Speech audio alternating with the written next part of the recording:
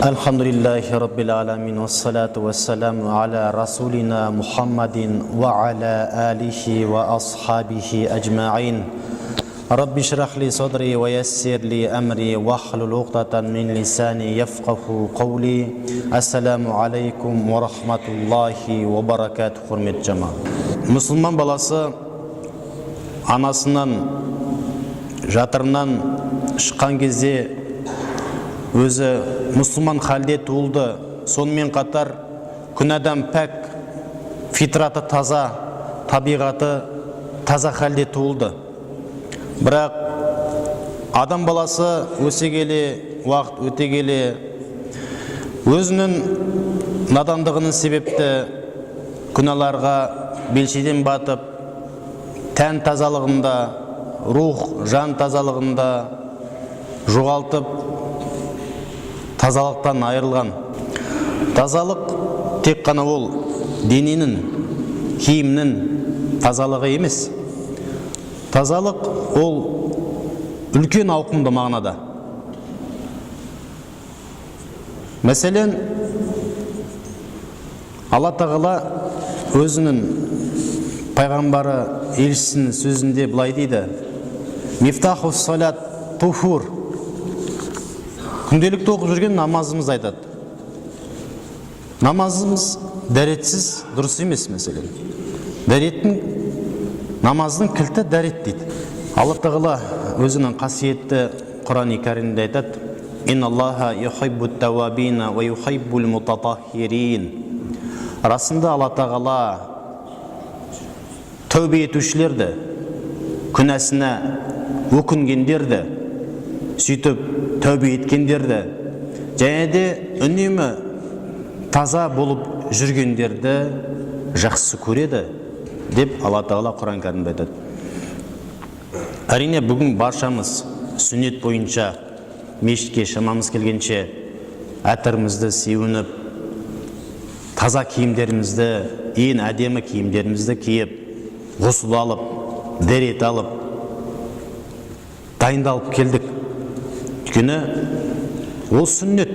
Үлкен абыройлы азаматтардың алдына барған кезде, немесе сіз әкім, басшы, президент дейік, соның алдына барған кезде қарапайым көшеге шығатын киіммен бармайсыз әрине.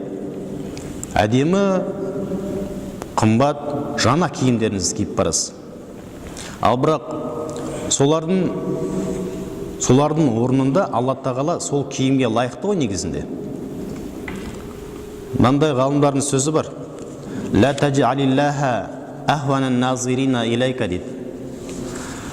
Алла Тағаланы сені бақылаушылардың ең төмені етпе дейді. Сені бақылап тұрған адамдар көп. Оның ішінде пенделер бар, және бақылап тұрушы кім? Алла Тағала. Демек, бақылаушылардың ең төмені Алла болып қалмасын дейді. Алла оған лайықтырақ. Алланың құзырында таза болып тұру керексің.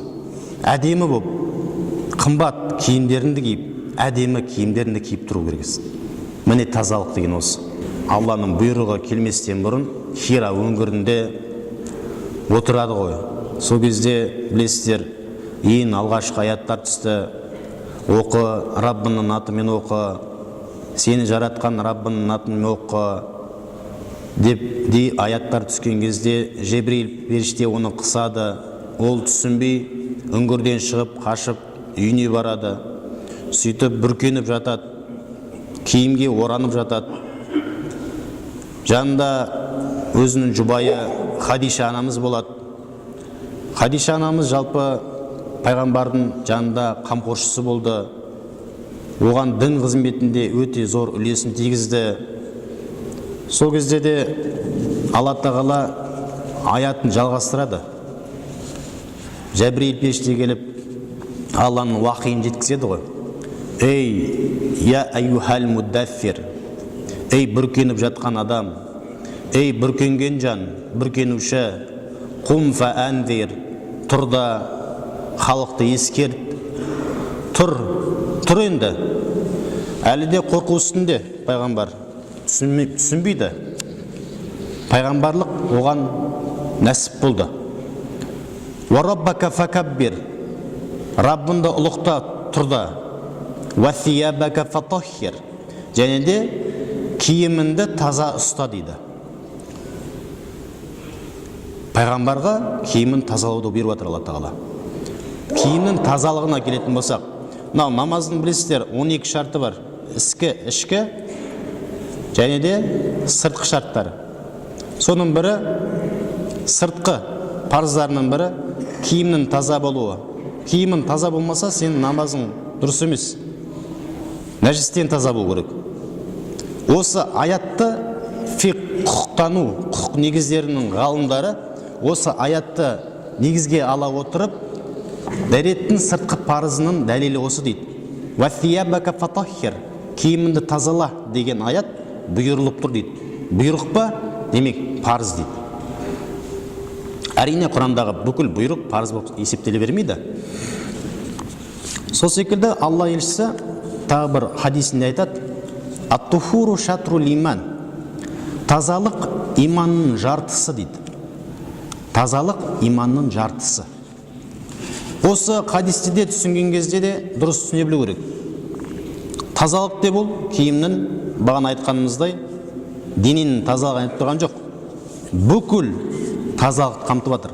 Құран кәрімде 31 жерде тазалық туралы айтылады. Тазалық сөзі келеді. 31 жерде де әртүрлі мағынада. Зекет сөзі тілдік мағынасы, мәселен, тазалану деген мағына білдіреді. Мал дүниені жинайсың, сауда саттық мәселесі бар, алыс беріс бар. Сол кезде әртүрлі адам баласы пенде болғаннан кейін өсім қосылып кету мүмкін арасына, немесе біреуге бережақ болып қалу мүмкін, артық алып қою мүмкін, артық беріп қою мүмкін. Сол нәрселердің барлығын тазалайтын нәрсе зекет екен. Ішер асымыздың тазалығына қатысты. Асымызды арамнан сақтау бұл астың тазалығы. Мысалы, арақ, ішімдік ішу. Ол нәрсе арқылы адам есін жоғалтып ластанады, білесіздер. Есін жоғалтып ластанады. Өлексенің доңыздың етін жеу арқылы денсаулығына зиян келтіреді. Пайғамбарымыз саллаллаху алейхи вассалам тағы бір адамның табиғатынан бар нәрселерді айтады. Адамның табиғатынан бар тазалану керек мүшелерді айтады. Хомсун минал фитрат дейді. 5 нәрсе табиғаттан дейді. Табиғаттан тазалану керек болған нәрселерден. Оның бірі хитан дейді. Әл-хитан, сүндетке отырғызу. Сүндетке отырғызудың қандай тазалыққа қандай қатысы бар деп ойлауымыз мүмкін, мәселен. Ол нағыз тазалық ол. Микроб. Мәселен, ВИЧ, СПИД деген ауруларды жұқтырудың себебінің негізі сол сүндетке отырғызылмау болып саналады. Екіншіден хадисте айтылатын нәрсе истихдад дейді. Әурет жерлердегі түктерді жылу. Одан кейін қассу шариб, мұртты басу.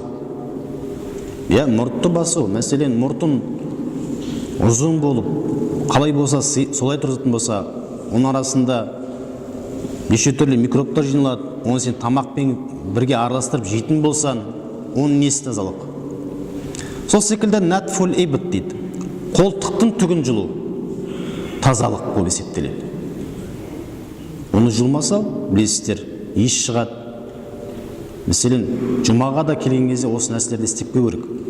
Одан кейінгі тазалықтың бір несі тақлимул асфар, тырнақты алу. Пайғамбарымыз саллаллаху алейхи вассалам хадисінде айтады тағы да: ешқандай пенде ұйқыдан тұра салысымен қандай да бір ыдысқа қолын салмасын дейді. Ұйқыдан тұра сала тамақ жемеуге қатысты айтады. Өйткені ол қолының қай жерде түнегенін білмейді дейді. Міне, бір ауыз сөзбен исламды тазалық жеткізіп жатыр. Пайғамбарымыз саллаллаху алейхи вассалам ауыз тіс тазалығына қатысты да ерекше мән берген. Мисуақ қолдану мәселен. Өз хадисінде айтады: егерде менің үмбетіме ауыр келмегенде еді, әр 5 уақыт намаздың алдында мисвақ қолдануды міндеттейтін едім дейді. Алла разы болсын, араларымызда бауырларымыз бар, үнемі қалтасына мисвағын тастамайтын, әр намаздың алдында оны пайдаланады мәселен. Көбісіміз тамақ жейміз, соның бірі сарымсақ, пияз жейміз. Осыған қатысты пайғамбардың тыйымы бар, Алла елшісі саллаллаху алейхи ва саллям. Мән әкәлә thуман ау басалан фәлиәтазилна ау фәлиәтазил мәсҗидана дейді. Кімде-кім пияз жейтін болса, немесе сарымсақ жейтін болса, онда ол бізден, былай айтқан кезде, иътазала деген сөз бар араб тілінде. Бөлек жүрсін, біздің мешітімізден бөлек болсын деп қатан ескерткені бар. Намазда тұрған кезде де, жанында тұрған бауырына да сен жанын ашу керек. Мүмкін ол Раббысына құлшылық етіп, сондай хушухпен жүрегі Аллаға байланған халде тұрған болуы мүмкін. Ал енді сен келесінде өзінің жағымсыз иісімен оның құлшылығын бұзасың да. Тамақ ішудегі тазалыққа келетін болсақ, тамақ ішудегі тазалықта қатысты пайғамбар хадисіне айтады: баракату таам ал-уду қаблаху вал-уду ба'даху. Тамақтың берекесі тамақтың алдында және одан кейін қолды жууда дейді. Былай айтқан кезде ол сөзін айтпай-ақта ақылмен салып қараған адам оны түсінуге болады. Қолдан неше түрлі жерге ұстайсыз, ол микроб жұғады. Сол секілді тамақтың жақсыларын таңдап жеу керекпіз, құрметті жамағат. Әдемілерін, тазаларын, халал болған тамақтарды жеу керек. Кез келген нәрсені дүкенге барған кезде де, мынау ер адамдар мүмкін көбіміз дүкенге бара бермейтін шығармыз. Әйел адамдар барады. Тек қана өзіңіз ғана дінді ғана үйреніп қоймай, отбасыңызға да ескертіңіз дінді, жеткізіңіз. Халал тамақты қалай таңдау керек екенін үйретіңіз. Магазинге барып, оның құрамына қарау керек. Неше түрлі қоспалар бар, күмәнді қоспалар бар. Оның барлығына қарасаңыз, сонда сіздің тақуалығыңыз арта түседі. Намазыңызда сіздің ойыңыз бөлінбейтін болады. Дұғаңыз тез қабыл болады. Өйткені дұғаның қабыл болуы жеген тамақта. Дұғаң қабыл болмай жатыр деп налыма сен. Демек сен бір жерде дұрыс нәрсе істеген жоқсың. Мүмкін ол тамақтан болар. Дұрыс тамақ жеген жоқсың, сөйтіп сенің денеңде харамнан бір түйір ас жүрді, дұғаң қабыл болмай жатыр. Алла Тағала Құран кәрімде айтады: «Я юхаллазина аману, ей иман келтіргендер, кулу мин таййибати ма разақнакум». Сендерге ризық қылып берген нәрселердің ішінен тазасын ғана жеңдер дейді. Ей иман келтіргендер. Демек, ризық көп. Алла Тағала кәпірдің өзін ризықтандырады. Өйткені ол адам. Алла Тағала өз жаратқан пендесін аш қалдырмайды ешқашан. Кәпірлерге байлық беріп жатыр мәселен. Аш қалып жатыр ма солар? Жоқ. Әрбір жаратылыс иесі, жәндік, құс, хайуан, микроорганизмдердің өзі ырзықтанып жатыр. Бірақ сол ырзық қып берген нәрселердің ішінен тазасын жеңдер деп бұйырып жатыр.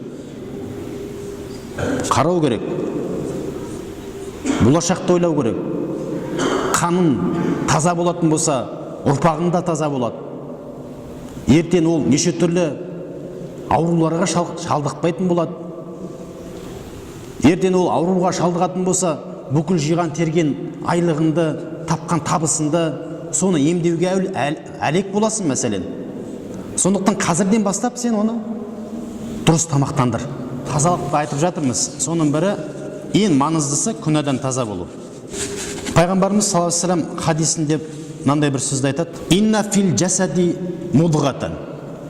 Арасында адамның денесінде бір кесек ет бар дейді. Ва иза салахат салаха куллу жасад. Егер де сол бір кесек ет дұрыс болатын болса, бүкіл дене дұрыс болады.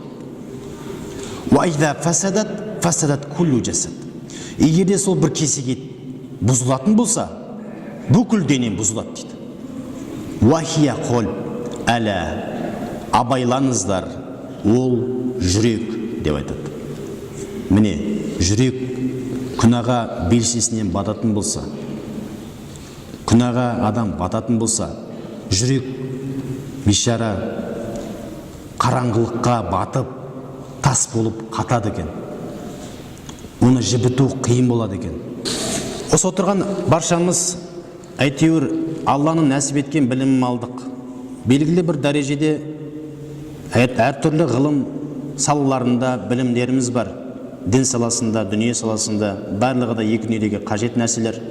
Бірақ оқығандарымыз бар, тоқығандарымыз бар, жоғары оқу бітіргендеріміз бар. Неше түрлі қызыл дипломдарымыз болуы мүмкін. Бірақ білім алып, жүріс-тұрысын, сөйлеген сөзін, адамдармен қарым-қатынасын үзу болмайтын болса, ол алған білімін бешті. Өйткені шайтандар да білімді болған. Шайтан Ібліс нағыз ғалым болған. Бірақ жәннеттен қуылды да ол, тәкаппарлығы арқылы. Тәкаппар болды. Мынандай ғалымдардың сөзі бар. Егер білімсіздікпен, надандықпен жасалған күнәнің Алланың құзырында кешірілуі үміт етіледі дейді. Ал тәкаппарлықпен жасалған күнә кешірілуі үміт етілмейді дейді. Кімнің жүрегінде тозанның түйіріндей тәкаппарлық болса, онда ол жәннатқа кірмейді деген хадис бар мәселен. Мінез түзелсе, құрметті жамағат, барлығы өз ретімен түзеле береді. Адамдармен қарым-қатынасын, оны сіз дінге тартуыңыз болады.